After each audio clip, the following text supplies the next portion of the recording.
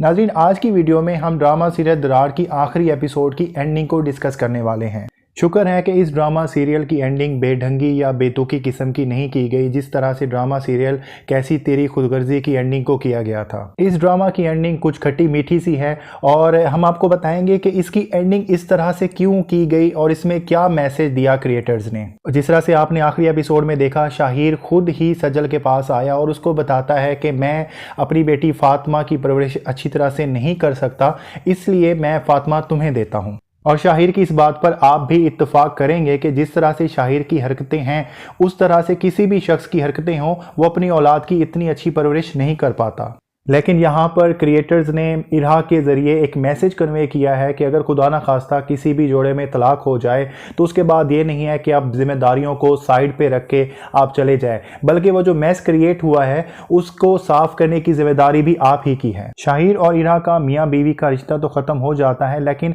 इरहा को अच्छी तरह से इस बात का अंदाज़ा था कि शाहिर चाहे उसका हस्बैंड नहीं है, लेकिन इरहा की और उसकी बेटी की ज़िंदगी में हमेशा उसका एक रोल रहेगा। और इरहा ये भी भांप चुकी थी कि शाहिर काफ़ी बदल चुका है या बदलने वाला है, इसलिए भी उसने शाहिर को एक मौका फराहम किया।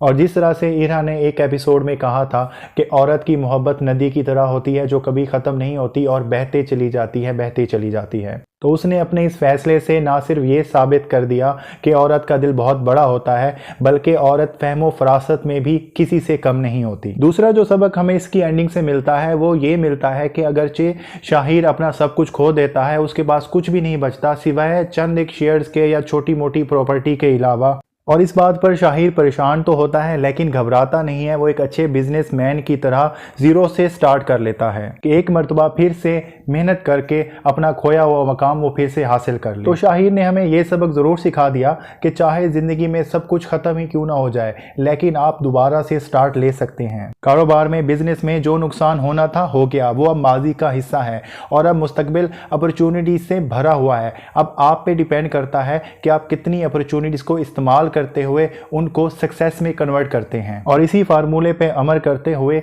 शाहिर एक दिन अपनी खोई हुई मंजिल को जरूर पा लेगा। और अगर कभी इस ड्रामे का सीजन 2 आया तो आप ये मेरी बात जरूर देखेंगे। और इस ड्रामा सीरियल की एंडिंग पर कुछ लोगों को ये एतराज़ जरूर होगा कि सज्जल के बारे में क्यों नहीं दिखाया गया। अब सज्जल का अंजाम अगर बुरा दिखाया जाता तो कुछ लोगों को ये एतराज़ हो सकता था कि सज्जल और शाहिर इस गुनाह में बराबर के शरीक थे, तो शाहिर को अगर सेकंड चांस मिल गया तो सज्जल को क्यों नहीं मिला। और शाहिर की तरह सज्जल को भी अगर सेकंड चांस मिल जाता तो शायद लोगों को इस ड्रामे का कॉन्सेप्ट ही समझ नहीं आता कि इस ड्रामे में कहना क्या चाहते थे। लेकिन मेरी नज़र में इसका बात का जवाब इस चीज़ में छुपा हुआ है कि जब इरहा की चची ने इरहा से पूछा था कि वो लड़की आखिर कौन है जिसकी वजह से शाहिर ने तुम्हें धोखा दिया, लेकिन इस बात पर इरहा ने यही कहा था कि वो लड़की मैटर नहीं करती बल्कि शाहिर मैटर करता है जिसने ये धोखा दिया है। लेकिन इस चीज़ से शायद हमें यही सबक मिलता है कि हमें ये नहीं सोचना चाहिए कि हमारे साथ अच्छा हो लेकिन दूसरे के साथ भी बुरा हो। लेकिन आपकी ज़िंदगी की कहानी का मेन कैरेक्टर ही इम्पॉर्टेंट है, बाकी सज्जल जैसे कैरेक्टर जो है वो इररेलेवेंट हैं। अगर आपकी ज़िंदगी का सबसे अहम किरदार सही रास्ते पे चल रहा है तो सज्जल जैसे लोग मैटर नहीं करते। तो नाजरीन, ये था ड्रामा सीरियल दरार की एंडिंग पे हमारा पॉइंट ऑफ व्यू। अगर आपको हमारी वीडियो अच्छी लगी हो तो हमारी वीडियो को ज़रूर लाइक कीजिएगा। अगर आप हमारी राय से इत्तेफाक करते हैं तो हमें कमेंट्स में ज़रूर बताइएगा।